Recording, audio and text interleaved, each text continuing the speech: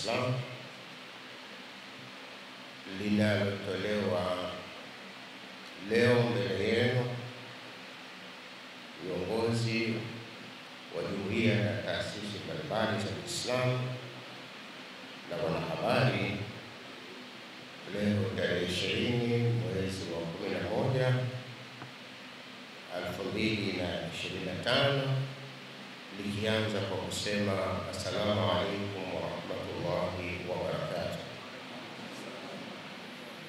Awali ya yote tunamshukuru Allah subhanahu wa ta'ala, mwingi wa rehema na mwingi wa ukarimu, na tunamtakia rehema na amani mtume wetu Muhammad sallallahu alaihi wasallam, yeye na ahli zake na masahaba zake wote na waliofuata mwongozo wake hadi siku ya Kiyama. Sisi viongozi wa taasisi za Kiislamu kama zilivyokwisha tajwa na katibu mkuu Baraza Kuu la Jumuiya na Taasisi za Kiislamu, katibu mkuu wa Baraza Kuu la Waislamu Tanzania, kwa idadi ya taasisi 26 na baadhi ya taasisi ambazo zimechelewa kuleta majina yao kwa idadi yao ya taasisi 30, chini ya kiongozi wetu Mufti na Sheikh Mkuu wa Tanzania Dr. Abubakar bin Zuberi bin Ali, tumekutana leo tarehe 20 Novemba 2025 katika itikafu hapa msikitini, msikiti wa Mfalme wa Sita, Mfalme Muhammad, ambapo pia ni makao makuu ya BAKWATA au Baraza Kuu la Jumuiya, Baraza Kuu la Waislamu Tanzania. Itikafu ni ibada maalum inayofanyika ndani ya msikiti kwa kujitenga na mengine yote ili kujikurubisha kwa Allah subhanahu wa ta'ala, kutafuta radhi zake. Ibada hii hutumiwa na waumini kufikisha vilio na dua zao kwa Mwenyezi Mungu subhanahu wa ta'ala asiyeshindwa na jambo lolote. Tumeona ni muhimu kuwa na ibada hii ya itikafu baada ya matukio mazito yaliyokumba nchi yetu siku ya uchaguzi mkuu uliofanyika tarehe 29 mwezi wa 10 2025. Tumefanya hivi ili kutii amri ya Mwenyezi Mungu subhanahu wa ta'ala kama inavyosomeka katika Qur'an, wafirru ila Allah inni lakum minhu nadhirun mubin. Tumekusanyika pia kuitikia wito wa Mola wetu usemao, ya ayyuhalladhina amanu taqullaha wabtaghu ilayhi alwasila, ambayo tafsiri yake inasema, enyi mlioamini, mcheni Mola wenu, tokeni ngazi ya kufikisha maombi yenu kwake kwa ibada. Hii ni katika sura Al-Maida aya 35. Ndugu waandishi wa habari, ndugu viongozi wa jumuiya na taasisi za Uislamu, mtakumbuka kuwa kampeni za uchaguzi mkuu wa siasa 2025 zilifanyika kwa njia ya amani na utulivu.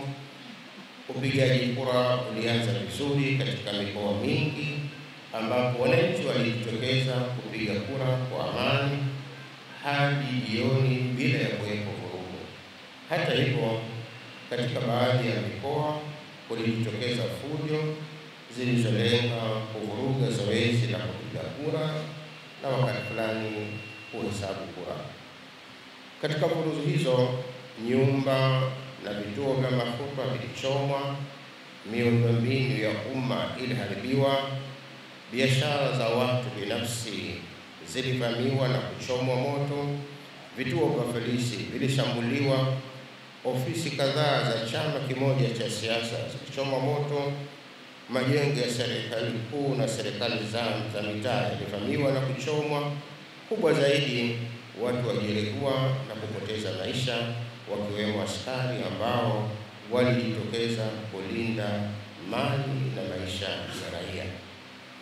Sisi wanataasisi za Kiislamu nchini Tanzania tunalaani matukio haya na tumesikitishwa sana na vifo vilivyotokea, upotevu wa mali za watu, uharibifu wa miundombinu uliotendeka.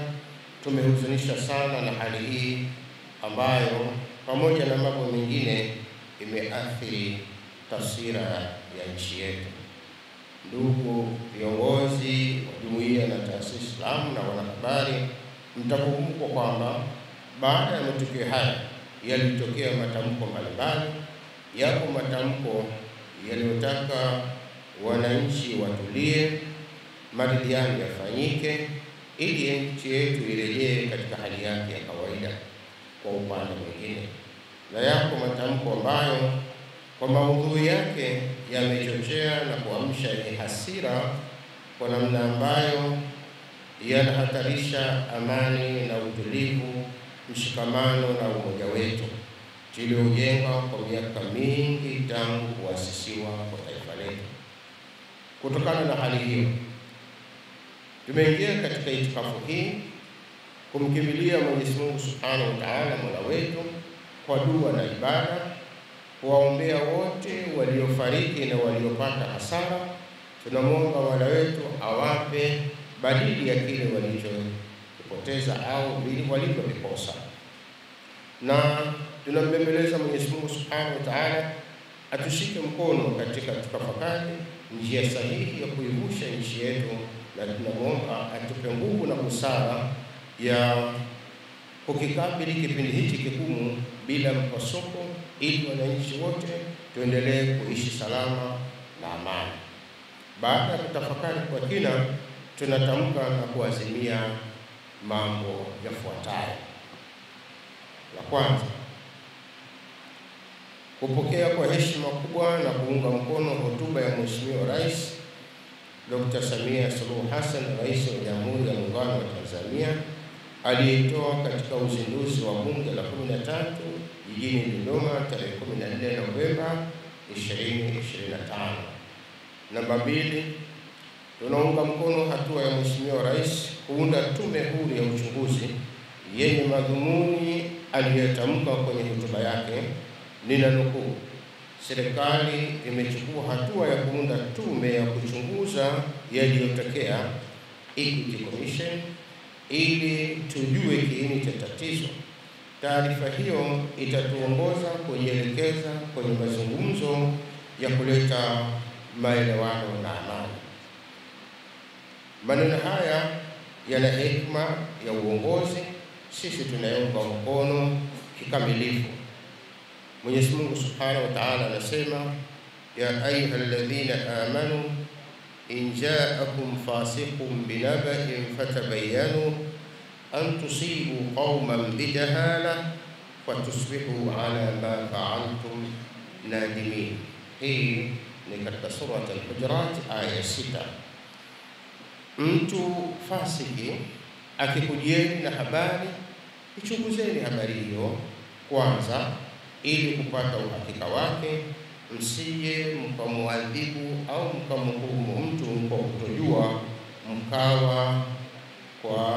mkawa kwa mlioyatenda mmo katika majuto makubwa.